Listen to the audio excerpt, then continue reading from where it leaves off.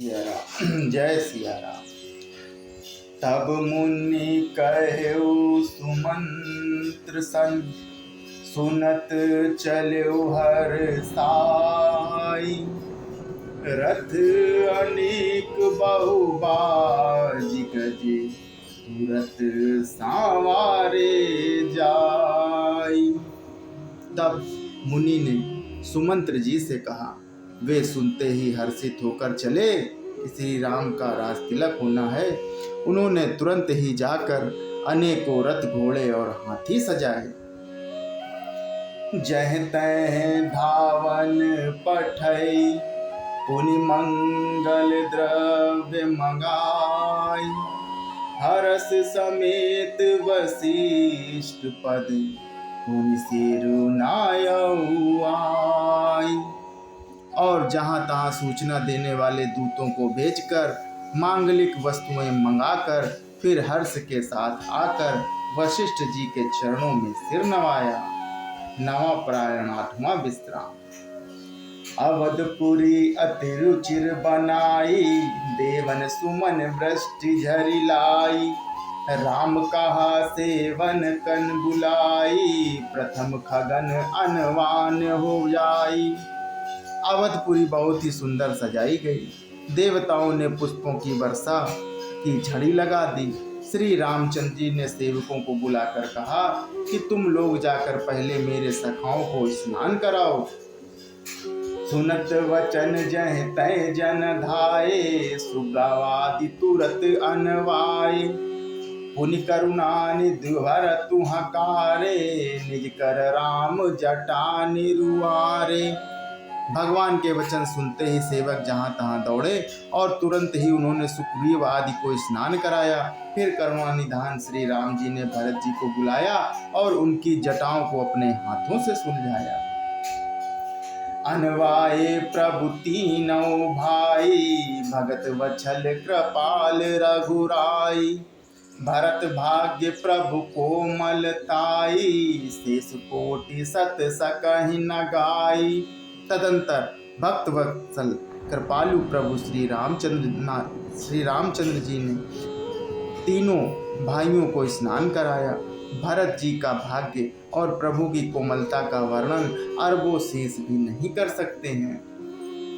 पुनि निज जटा राम बिबराए, गुरु अनुशासन मांगी नहाए। करिमज्जन प्रभु भूषण साजे, अंग अनंग देख सतलाजे। फिर श्री राम जी ने अपनी जटाएं खोली और गुरु जी की आज्ञा मांगकर स्नान किया।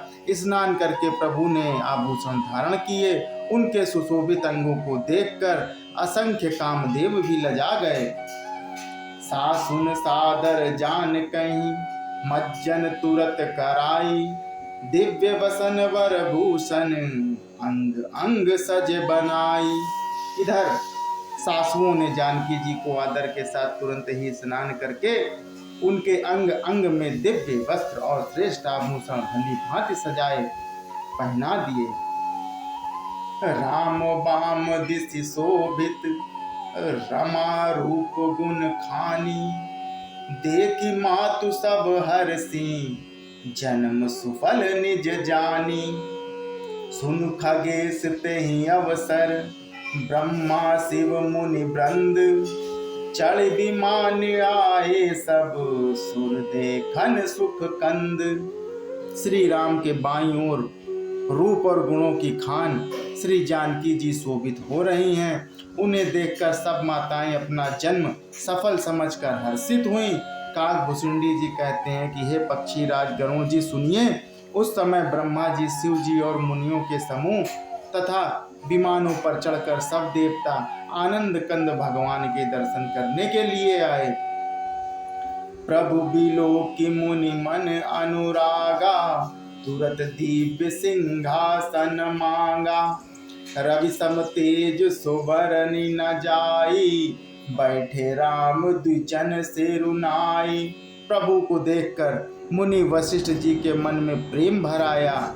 उन्होंने तुरंत ही दिव्य सिंहासन मंगवाया जिसका तेज सूर्य के समान था। उसका सौंदर्य वर्णन नहीं किया जा सकता। ब्राह्मणों को सिर नवाकर श्री रामचंद्र जी उस पर विराजमान हो गए। जनक सुता समेत रघुराई, देखी प्रहर से मुनि समुदाय। वेद मंत्र तब द्विजन उचारे, नभ सुर मुनि जय जयति पुकारे। श्री जानकी जी सहित श्री रघुनाथ जी को देखकर मुनियों का समुदाय अत्यंत ही हर्षित हुआ। तब ब्राह्मणों ने वेद मंत्रों का उच्चारण किया। आकाश में देवता और मुनि जय हो ऐसी पुकार करने लगे। प्रथम तिलक वशिष्ठ मुनि कीन्हा, पुनि सब विप्रन आय सुदीन्हा। सुत बिलो की हरसी महतारी, बार बार आरती उतारी। सबसे पहले मुनि वशिष्ठ जी ने तिलक किया, फिर उन्होंने सब ब्राह्मणों को तिलक करने की आज्ञा दी। पुत्र को राज सिंहासन पर देखकर माताएं हर्षित हुईं और उन्होंने बार बार आरती उतारी। विप्रन दान विविध विधि दीन्हे, जाचक सकल अजाचक कीन्हे। सिंहासन पर त्रिभुवन साई, देखी तुरन दुंदुभी बजाई। उन्होंने ब्राह्मणों को अनेकों प्रकार के दान दिए और संपूर्ण याचकों को अयाचक बना दिया, माला माल कर दिया। त्रिभुवन के स्वामी श्री रामचंद्र जी को अयोध्या के सिंहासन पर विराजित देखकर देवताओं ने नगाड़े बजाए। जय सिया राम, जय सिया।